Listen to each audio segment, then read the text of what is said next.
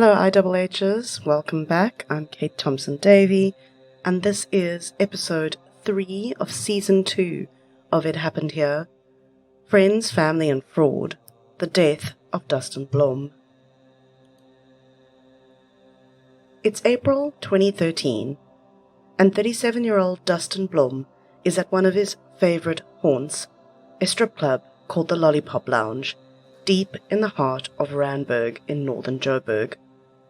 It's a well-known spot, infamous even, and just one of several bars and strip clubs where Dustan spends his nights these days, drinking heavily and probably seeking out some human connection. His home in Randburg's Sharon Lee suburb is just a 10-minute drive away, so it's an easy place for him to escape to when the house gets too quiet to be alone in. One of the dancers, a young woman whose real name, Dustan learns, is Maruschka Robinson, soon becomes his favourite. She's younger than him, just 24 years old. Over the course of several visits, Dustan and Maruschka's relationship develops into a friendship, and it quickly becomes apparent to him that she's a rather troubled young woman.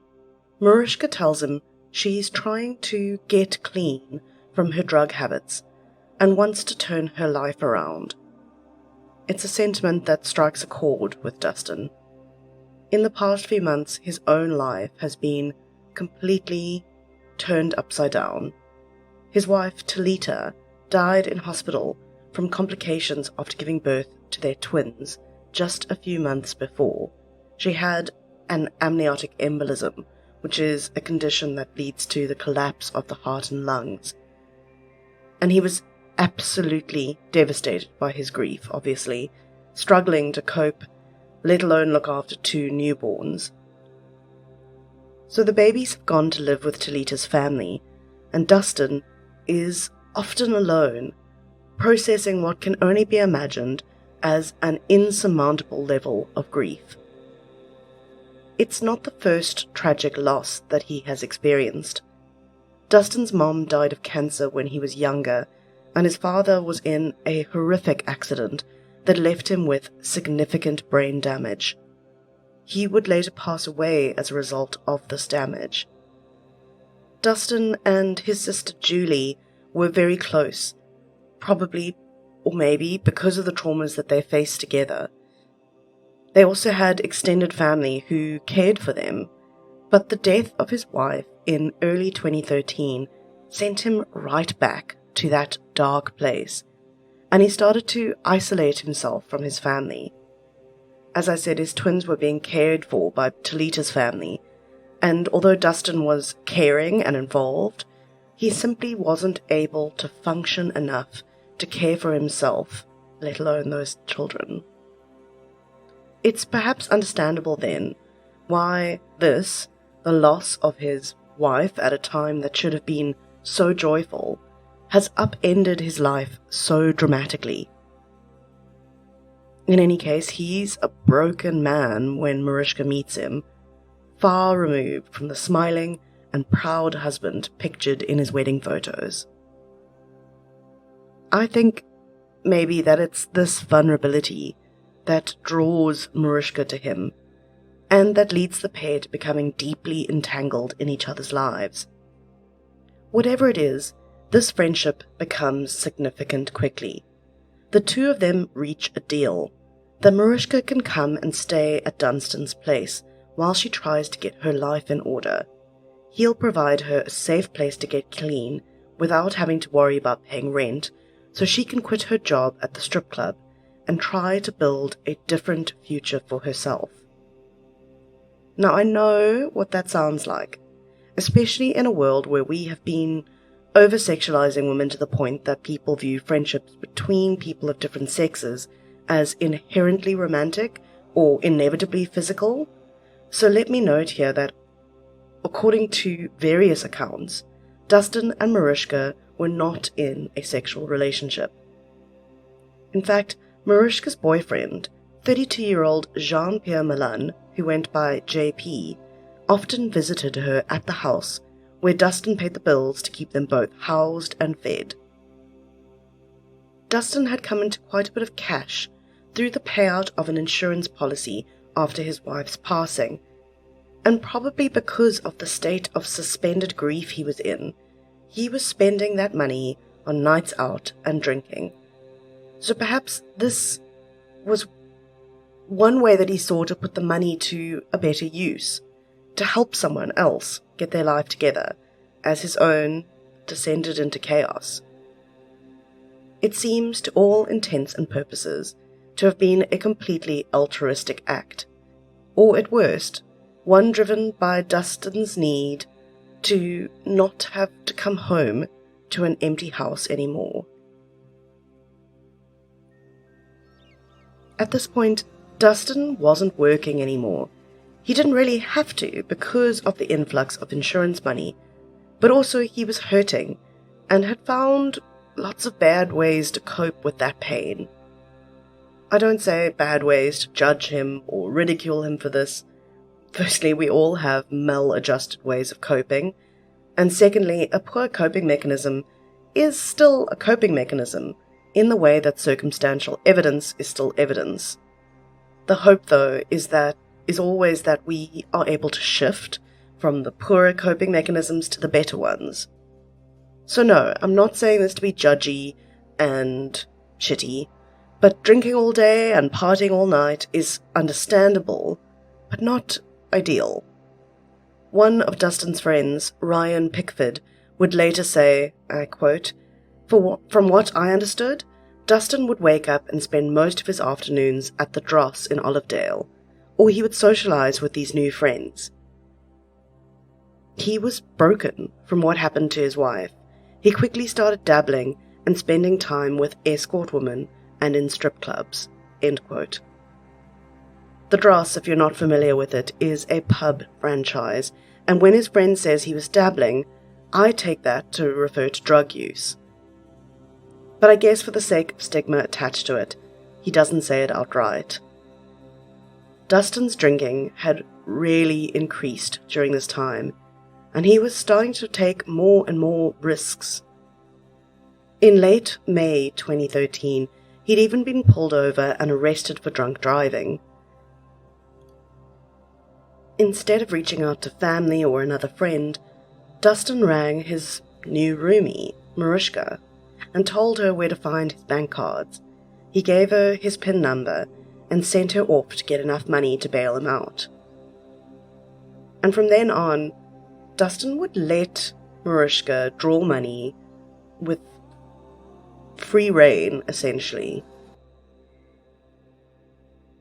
Unsurprisingly, though, over time things started to get a little strained between the pair.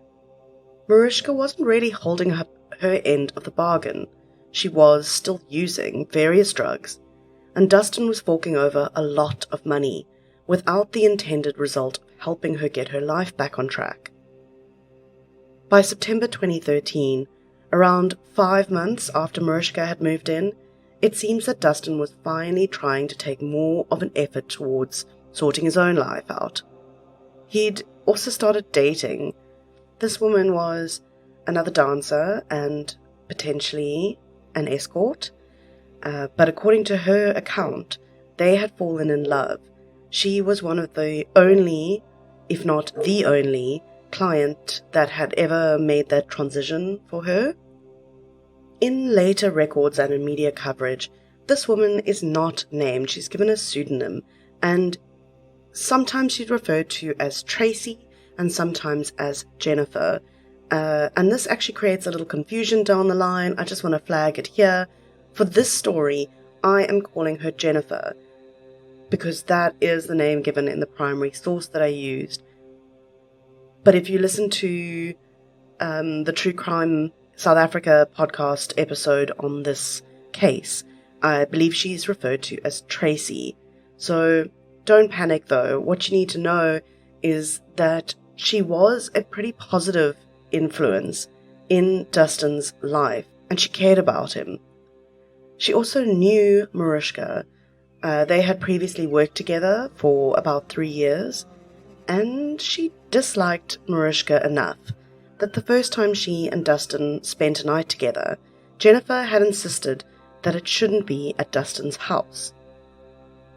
She did, of course, eventually spend some time at the house, but it's apparent that she never warmed up to Maruschka. Jennifer felt that Maruschka was manipulating and taking advantage of Dustan.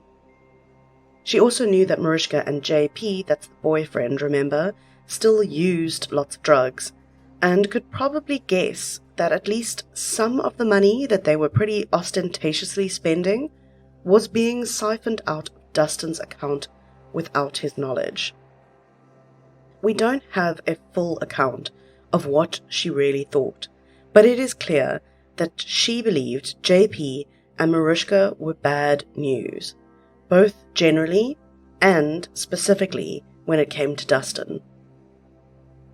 It's also possible that around this time Dustan had some inkling of this himself. The reason I say that is based on what friends of his had shared about his state of mind at the time, that he was starting to emerge from the grief spiral to get some much needed clarity on the actual state of his life and on what kind of a person he had let into his home. There's another reason that I believe Dustan would have been at least a little suspicious. By that stage, he would have had, more than a few times, woken up on his couch, confused and disorientated. Because, although he didn't realize it, Dustan Blom was being drugged. As I said, Dustan had started to pull back in terms of the free rein that Maruschka had enjoyed with his money. He just wasn't as forthcoming with it as he had been earlier, and some sources say he was already planning on asking her to leave. Unable to get as much money out of him while he was awake, JP and Maruschka resorted to spiking Dustan's glass of wine in the evening. They were using GHB, which is a drug you've probably heard of as one of the common date rape drugs used by predatory arseholes in clubs and bars. In higher doses, GHB acts as a rapid central nervous system depressant, causing victims to pass out and to suffer memory loss. The drug is colorless and odorless, so it pretty much goes undetected until it's too late to do anything about it. The last thing victims are likely to remember is drinking, quote, too much, and then suddenly blacking out with no apparent warning. Even the hours leading up to the passing out, before the drug was consumed, would start being foggy or even completely missing. In Dustan's case, the dose they gave him was carefully calibrated to knock him out for just long enough that Maruschka could steal his bank card and send JP out to draw money while Dustan slept it off. Text messages presented as evidence in court later showed that JP and Maruschka had this down to an art form. She had his bank PIN, after all, and she knew the code to his phone. When the bank sent through a message about the withdrawal, Maruschka would just delete it. And while JP was out, Maruschka was at home keeping an eye on Dustan and messaging her boyfriend to make sure they'd have the time to slip his bank card back into his wallet before the GHB wore off. So when Dustan woke up, he'd be none the wiser that he had just been defrauded out of what would, over time, add up to a considerable amount of money. By the 16th of September 2013, it looked like the jig was about to be up. As I've alluded to, Dustan was in the early stages of what seemed to be a blossoming and loving relationship with Jennifer, and he was starting to regain some of that momentum and a little bit of direction in life. Jennifer could see that he really needed to get out of the downward spiral he was locked in, and she and another friend of his, that's Ryan again, persuaded him to take a vacation to Bali to just get away from everything. Ryan's partner was a travel agent, and so they helped Dustan book the tickets, and he was going to spend some time with a mutual friend of his and Ryan's. Here is where that pseudonym issue becomes a problem again, because this woman I've also seen referred to as Tracy. It doesn't matter though, this friend of Ryan's ran a yoga practice in Bali, and all of them believed that it would be a good place for him to go away to and dry up, to spend some time out of the party lifestyle that he had been steeping in the months after his wife's death. He was scheduled to leave on the 17th of September. Ryan cautioned him not to mention the trip to anyone. He was worried that JP and Maruschka would talk him out of it, or worse. He told Dustan, and I quote, "You are spending 15,000 to 20,000 rand a week, and you are like a revenue stream to these people," end quote. He couldn't have known just how prescient this warning was. Now, the next 2 days in the timeline get a little confusing.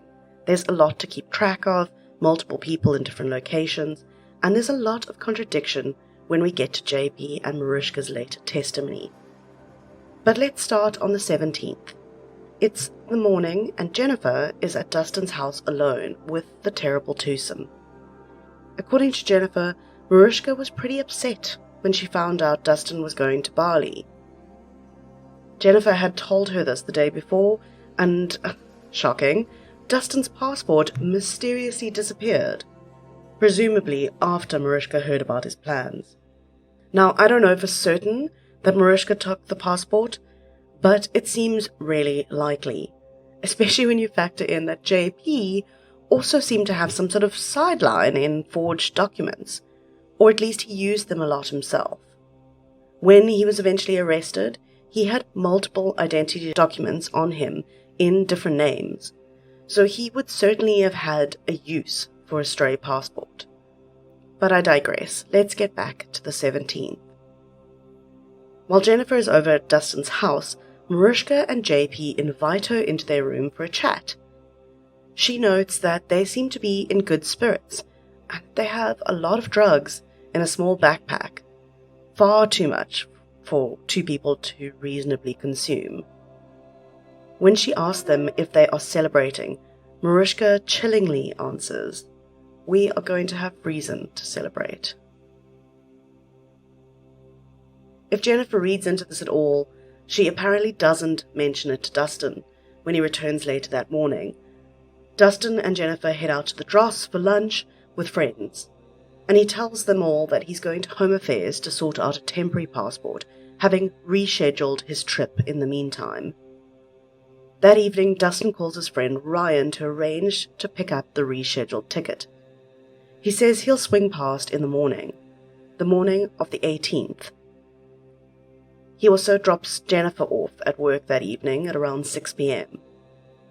Though neither of them know it, this is the last time that Ryan or Jennifer will ever hear from Dustan Blom. The morning of the 18th comes, and Dustan doesn't show for his meeting with Ryan. This is an immediate red flag for his friend, who knows that Dustan is a punctual guy who sticks to his word, even in the midst of his current chaotic life. When he can't reach him directly, Ryan phones around to their other mutual friends, but no one has heard from Dustan, and no one can get hold of him on the phone.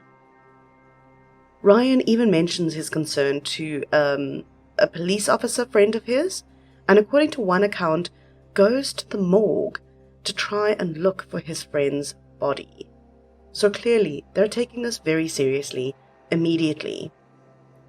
His instincts to take this seriously, these will turn out to be spot on. But sadly, he is too late, because at some point in the early hours of the 18th of September, Dustan Blom was murdered in his own living room. Now, again, things get messy here, and JP and Maruschka's testimony that they give are totally different. Let's start with Maruschka's account. According to her, she was in her room at Dustan's house with JP getting high when he decided he wanted to go draw some more of Dustan's money.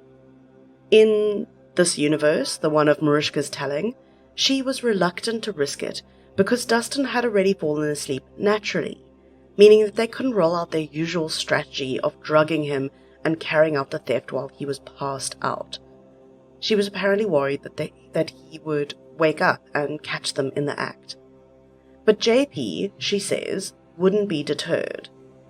He told her he could put Dustan in what he called a sleeper hold, like what you see wrestlers do on TV, and that he'd be out cold as usual. Maruschka says that JP went downstairs, and while she was hanging back, she heard some noise like furniture being moved around, and then JP returned to tell her he was going to withdraw the cash. Maruschka's version says that she did peek downstairs while he was out, and she saw Dustan lying on the floor with a bloody nose, but she didn't check on him further, despite the fact that instead of the usual 20-minute or so round trip, JP was gone for hours this time. When he eventually came back to the house, it was in the company of another man, Terence, who I sadly have not been able to find out any other information about. Maruschka says Terence and JP told her to come downstairs, and they then informed her that Dustan was dead. She didn't believe this, or maybe she just wanted to check. She put her fingers under Dustan's nostril to check for breath, but he wasn't breathing, and it was at that stage that Maruschka says she started to panic. She even says that she wanted to call the police to tell them that it was an accidental death, but JP told her that if she did so, he wouldn't be there when the cops arrived, implying that she was going to be the one pinned for the crime. JP told her he was going to pull Dustan's car, a brown Nissan Qashqai, into the garage, and that she would have to help him get the body in the boot. She says she mopped up the blood with towels after they dragged him across the floor, and then dumped the towels in a trash bag, which she left in a field opposite the house. Now, a teeny diversion here to say that this detail about the blood, it bugs me. If we are to believe that earlier she had seen him with a bloody nose but assumed he was out cold from a sleeper hold, well, it couldn't have been a lot of blood, right? Otherwise, she surely would have known that the whole encounter hadn't gone to plan. And she says towels as in multiple, so we're talking about more than a tiny trickle of blood, like you'd get if you had got cracked on the nose during a scuffle. I don't even 100% know what to think about the blood or what it indicates to me. It's one of those disconnect points, or points of disconnect rather, between her and JP's testimony, which I will get to in a moment.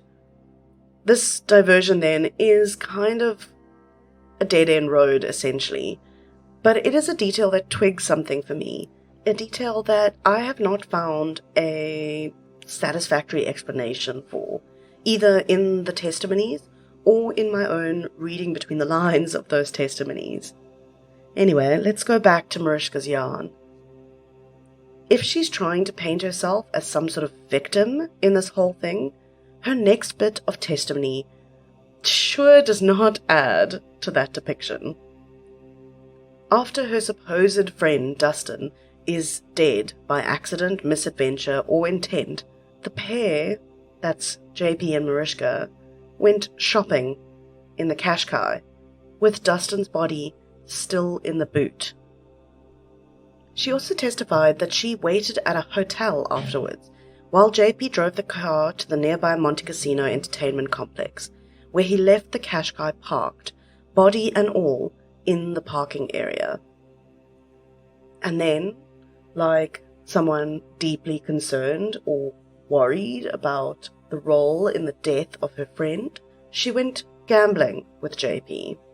They're seen on video footage, laughing and joking and kissing while they spend her friend's money. As I mentioned, JP's version of events is completely different. JP says that he had no idea that Dustan was dead until the 19th of September. According to him, Maruschka told him she might have given Dustan a little too much GHB during their latest instance of robbing the man who had opened his home to her, and that she was pretty sure he was dead. She said she needed JP's help getting rid of the body. Now, I don't know about you, but besides maybe under really exceptional circumstances, I personally wouldn't just agree to help someone move a body, no questions asked. But JP, rocket scientist that he is, reckons that he had to dispose of the evidence because he was the one who supplied Maruschka with the GHB in the first place. He does, however, seem to admit to at least being present at some point on the 18th, and forensic analysis shows that they, JP and Maruschka, were messaging each other as part of their usual strategy to steal money. The two stories are worlds apart, and it's likely that we won't ever really know what went down on the 18th. What we do know is that there was more than enough forensic evidence to put both JP and Maruschka behind bars where, frankly, they belong. Besides their somewhat confusing and convoluted trail of SMSs, there was also CCTV footage from Montecasino that tells at least part of the story. Specifically, JP and Maruschka are seen pulling up in a white Volvo just after midnight on the 19th of September. Inside, the pair spent lots, thousands and thousands of Dustan's money, and they are clearly in a celebratory mood. They even, God help us, are seen at one point giving each other a high five, like kids that just got away with something, rather than two grown adults who just murdered someone who was supposed to be a friend. When questioned about this, JP said he was in a good mood that night, and that he had no reason not to be celebrating, because he had no idea that Dustan was dead at this point. He says that Maruschka told him later, and on the surface, I guess, the footage seems to support that claim. Or, alternative reading here, perhaps he is just that unbothered by what he has done. No prizes for guessing what I believe. Later that day, around 2 p.m, we see Dustan's car pull into the Montecasino parking lot and get left there. This, according to JP, is after Maruschka told him about the OD and he'd agreed to check on the situation with her. Unfortunately, there are no cameras on the level where the car was left, and the identity of the driver is never clear from the footage. But here is the biggest problem for JP's version of events.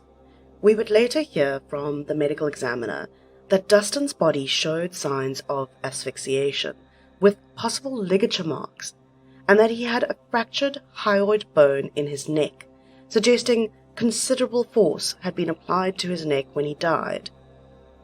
The doc will point out that the body was an advanced stage of decomposition, which does complicate her efforts to make definitive claims, but still, this was not an OD. So in a morbid way, it's another point from Maruschka's version of events. On the other hand, it's also quite clear then that this was never a sleeper hold gone wrong. The ligature marks say otherwise. This was a violent and deliberate death. There were also footprints at the scene, that's in Dustan's home, that the police were able to show using Blue Star when they applied Blue Star to the floors, and there are two sets of prints. One from someone wearing shoes, and the other, later identified as belonging to Maruschka, made by someone wearing socks. And before you get completely grossed out by that image, as I was, apparently those were made after she tried to mop up the blood. So thankfully, talk about small mercies, she wasn't running around the house in a pair of blood-drenched socks. Dustan Blom's body was only found on the 22nd of September, 3 days after the Qashqai was left parked in Montecasino. It was a grisly discovery for the security staff, prompted by the stink of decomposing flesh that had begun to seep from the car, to the point that security guards in the lot started to notice. They ran the plates and found out that it belonged to a missing man, and with that they opened the vehicle, and Dustan was found. This is the point that most people in South Africa first heard about this case. When news broke that the guards had opened the vehicle and discovered a body, it was a shocking and honestly clickbaity story. The body in the boot in the parking lot of the hugely popular Montecasino. Not only is it shocking because it's a well-known and for some loved destination, but also because there is a hint of, mob movie-ness to it, I guess. The proximity of the casinos, the abandoned vehicles. I get the appeal of a news story like that, I really do. But I think now, after the fact, it is important to reframe the story from the perspective of someone like Dustan's sister Julie or his friend Ryan, who had been living in that awful mix of fear and hope for a few days. Ryan was contacted by the police officer friend that he had mentioned his concerns to. It was the kind of call he had been dreading, a request to come and identify the body. Dustan's body was already so decomposed that Ryan could only confirm that it was his friend from a distinctive tattoo. They had the answer to their questions, and it wasn't the good kind. Appalled by what he had just seen, Ryan and a group of friends took it upon themselves to call Maruschka relentlessly. He'd been all over her in the days leading up to this, asking after his friend. But they upped the ante after his body was found, and finally, in response to this endless pressure and phone calls, Maruschka went to the police on the 23rd. I don't know this for sure, and maybe I'm way off the mark here, but I do like to think that she was sweating bullets. But like most con artists, she thought she could get ahead of the story. She tried to make up a false alibi about being in Pretoria when the murder happened. The police thankfully were not buying it, and Maruschka was quickly arrested. They punched massive holes in her bullshit story immediately and conclusively.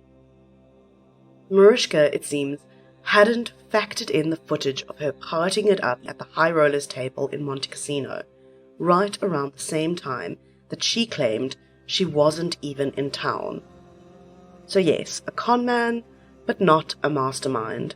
Remember kids, heavy drug use will rot your brain. JP was arrested a few days later, in possession of those multiple forged ID documents, and like Maruschka, he was charged with murder and robbery. Also, like Maruschka, he denied these charges, and between the two of them, their conflicting testimony dragged the matter out in court all the way to 2015, when they were both finally found guilty. JP was given a life sentence for murder and robbery and some other related charges, and Maruschka 29 years on a range of charges, the most significant being accessory to murder. Meanwhile, Dustan is gone, deprived of the chance to get himself back on track, his children deprived of the chance to get to know their father. During sentencing in August 2015, Julie was given a chance to read a statement to the court, and I want to close out on her words. She said, "The loss of my brother has left me shattered. The hole left in the lives of all of us by Dustan's shocking murder is a void that can never be filled. He was," she said, "a devoted husband, loving father, caring brother, and loyal friend." I hope that that's the memory that she and the rest of his family hold tight all these years later. One last detour before I wrap this all up. There was a second court case linked to the defrauding and death of Dustan Blom. 4 men were arrested and charged with fraud for racking up over 100,000 rands worth of credit card debt on Dustan's cards in the days after his death. They were caught on camera swiping his cards and arrested shortly thereafter. And because of this link, some media have suggested that there were stronger ties between JP Milan and organized crime. However, the frustrating thing is that I can't seem to find much more info about that case. I've looked everywhere, including on Safely, which is a local legal information database, but I cannot tell you the outcome of that case. We still have a long way to go in terms of digitizing our courts and records, so perhaps that's why this path led nowhere. If you know what happened here, please let me know. I would love to update listeners. And finally, I also want to remind you that my sources are always provided in the episode notes. But I want to give a particular shout out to Nicole of True Crime South Africa. Nicole did an episode on this case back in 2019, I think it was, and I also bugged her about the confusing names of the sources just before I started to record this, actually, and she kindly dug out her notes for me. Nicole's not only a great podcaster, but an incredibly generous person who has created a little community of South African true crime and creepy story podcasters. And I just thought I'd let you know that she's awesome, and I'm very grateful to have someone like her in this space. If you want to know more about the case, I recommend checking out her episode. That's it from me. Thanks, everyone. It Happened Here is a Ready Freddy podcast.